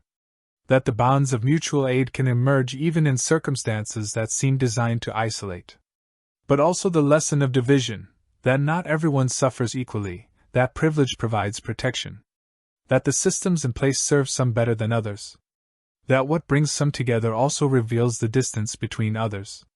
The blizzard taught all of these lessons simultaneously, and which lesson you learn most deeply often depended on your circumstances during those white days in January. There is a particular kind of gratitude that comes after surviving something difficult, not the bright, elusive gratitude of receiving a gift, but something quieter, more profound, the gratitude of still being here, of having come through. In the months after the storm, many people reported feeling this, a heightened appreciation for small comforts, for heat that worked, for roads that were clear, for the ability to go to a store and buy food, for the sound of traffic, which had once been mere background noise but now signaled the return of normal life. They noticed their homes differently. The walls that had seemed merely functional during the storm now felt protective, almost sacred. These walls had kept the cold out. This roof had held against the weight of snow. This space had sheltered them. They noticed other people differently too. The plowed driver who cleared the street became a figure of appreciation rather than someone to be taken for granted. The utility worker who restored power was greeted with genuine thanks. The grocery store clerk who showed up for work despite difficult conditions was recognized as essential in ways that hadn't been obvious before. This heightened awareness, this gratitude for the ordinary gradually faded as memory of the storm receded. This is human nature. We adapt to comfort as quickly as we adapt to hardship. The exceptional becomes normal, the remarkable becomes routine. But for some, something of that awareness persisted, a small voice in the back of the mind that remembered that, said quietly when the heat clicked on or the light stayed bright, "This is not guaranteed, this is gift, not right, this could be taken away." Not a voice of anxiety, necessarily, more a voice of recognition, of not taking for granted what can be lost. The blizzard of 1978 became one of those shared reference points that defines a generation's memory of a place. If you lived in the Midwest or Northeast during that winter, you had a story about where you were, what you experienced, how you survived. These stories were told and retold at family gatherings, at work, to children and grandchildren, and with each telling, the stories evolved. Details were added or subtracted, emotions were emphasized or minimized. The narrative was shaped to serve different purposes: to entertain, to teach, to connect, to explain who the teller was and what they had overcome. Some stories emphasized adventure, the excitement of the storm, the novelty of disrupted routine, the camaraderie of shared hardship. These were good stories for parties, for casual conversations, for the light sharing of experience. Other stories emphasized suffering, the cold, the fear, the isolation, the losses. These were stories told more quietly in moments of intimacy or therapy, when the real impact could be acknowledged rather than softened into anecdote. Still, other stories emphasized contrast, the difference between then and now, between hardship and comfort, between winter and spring. These stories served as reminders of progress, of improvement, of having moved beyond that difficult time. And some stories were never told at all. Some experiences remained private, held close, too painful or too complex to translate into narrative. The person who nearly froze, the relationship that broke under the pressure, the terror that couldn't be admitted because admitting it would be admitting vulnerability. All of these stories, told and untold, became part of the collective memory of the blizzard. They formed a kind of archive, not of facts exactly, but of meaning, of what the storm meant to the people who lived through it. Now, decades later, The blizzard of 1978 has receded into history. The people who experienced it as adults are elderly now or gone. The children who lived through it are middle-aged, their memories filtered through time and the particular distortions of childhood recall. The world has changed, weather forecasting has improved dramatically, climate patterns have shifted, the storms that seemed unprecedented in 1978 have been matched or exceeded by other events. But the blizzard remains significant, at least in regional memory. It represents something, a marker of a particular kind of winter, a particular era, a particular relationship between humans and weather that feels increasingly distant. Young people today, hearing stories of the blizzard, struggle to imagine it. In an age of constant connectivity, ubiquitous smartphones, instant access to information, the idea of being truly isolated, unable to communicate, unable to know what's happening beyond your immediate surroundings seems almost impossible. Couldn't you just call someone, they ask? Couldn't you check online? Couldn't you track the storm in real time? No, you couldn't. That's part of what made it what it was, the isolation, the uncertainty, the waiting, without knowing when the waiting would end. This distance creates a kind of mythology. The storm becomes larger, more dramatic, more transformative in memory than perhaps it was in reality. It becomes a story about the old days, when things were harder, when people were tougher, when winters were colder. Whether this mythology is accurate doesn't really matter. What matters is what it represents, a connection to a past that felt more immediate, more physical, more real in some ways, than the mediated, digitized present. As you lie there listening to this story, you are warm. Perhaps you're in bed under blankets in a room heated to a comfortable temperature. Perhaps you're in a chair, relaxed, safe. The world outside may be cold, but you are protected from it. This is worth acknowledging. This comfort, this safety, these things are not universal or permanent. They are the result of systems and structures, of resources and luck, of living in a particular place at a particular time. The people who suffered through the blizzard of 1978 would be amazed by what we take for granted now, the ability to check weather forecasts on a device. In your pocket, the insulation in modern buildings, the reliability of power grids, the sophistication of emergency response. We are more protected from winter now than humans have ever been, more insulated from the hardships that were once simply the inevitable cost of living through the cold months. This protection has costs environmental, social, psychological, but it is also a genuine achievement, a lessening of suffering, an expansion of comfort and safety to more people than ever before. And yet winter still comes, snow still falls, cold still kills if you're exposed to it long enough. Nature has not been tamed, only temporarily managed. The systems that protect us are robust but not impervious. The comfort we experience is real but also contingent.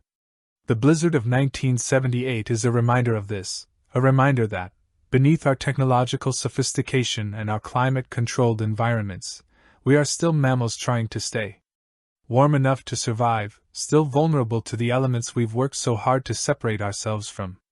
After the storm, after the thaw, after the recovery and rebuilding, life returned to its rhythms.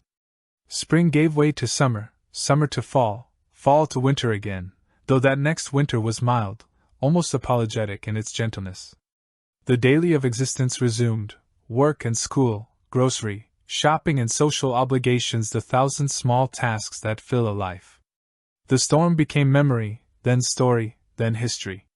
But something remained, a slight shift in perspective, perhaps a small recalibration of what matters and what doesn't.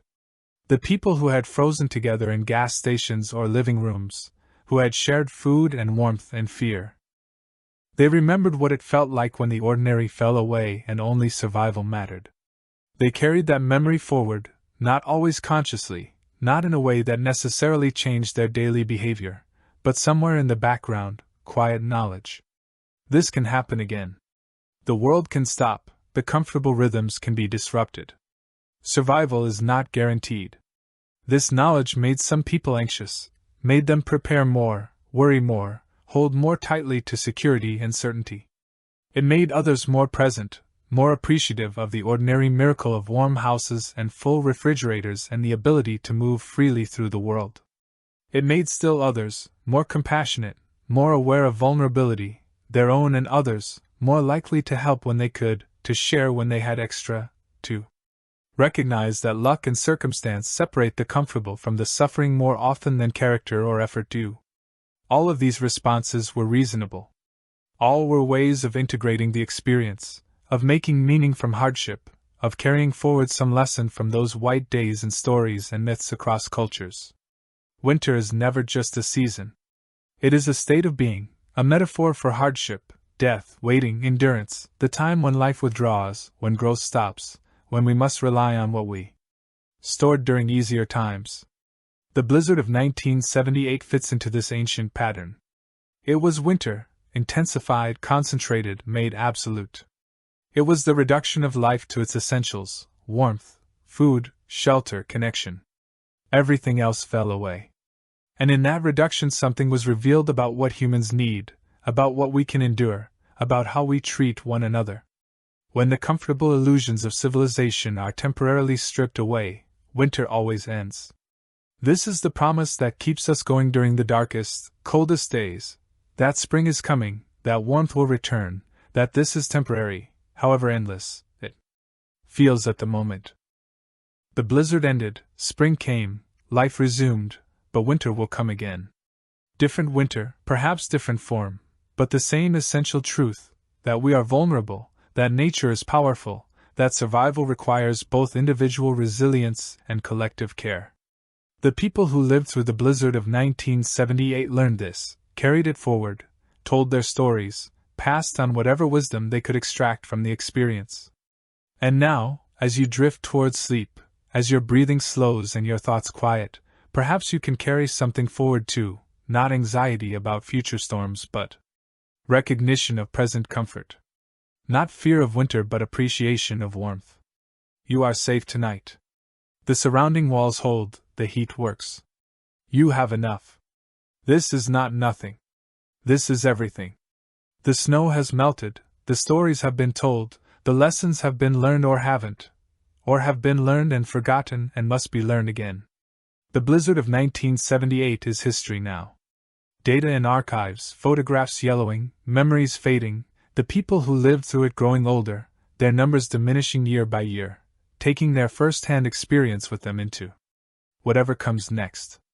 But something persists in the ice cores of Greenland, in the tree rings that recorded that harsh winter, in the slight shifts to building codes and emergency protocols. In the stories still told around dinner tables, in the quiet awareness in some corner of consciousness that winter can be fierce, that we are small against it, but that we can endure. And in this late hour, as you settle deeper into comfort, into warmth, into the gentle drift towards sleep, perhaps the blizzard can teach one final lesson, that hardship passes, that spring follows winter, that we are resilient beyond what we imagine, that the cold of January gives way to the warmth of June, always, eventually, without fail. That the white days end, that the world, however buried it becomes, always re-emerges. That morning comes and with it light. Sleep now, let the stories settle. Let the snow in your mind fall gently, cover everything in soft white. Quiet the noise, slow the thoughts. Let winter do its work, the necessary work of rest, of restoration, of the long dark that prepares for the returning light. You are warm, you are safe. The storm has passed, and in the morning, when you wake, the world will be there, familiar and precious, ordinary and miraculous. Cold perhaps, but endurable, always endurable. Until then, rest. The snow falls softly in memory, covers everything in white, and you drift gently down into the quiet place where stories become dreams, where history becomes sleep, where the cold recedes and only warmth remains. Rest now, the blizzard is over, spring is coming, sleep. Thank you for taking this quiet journey through the winter of 1978.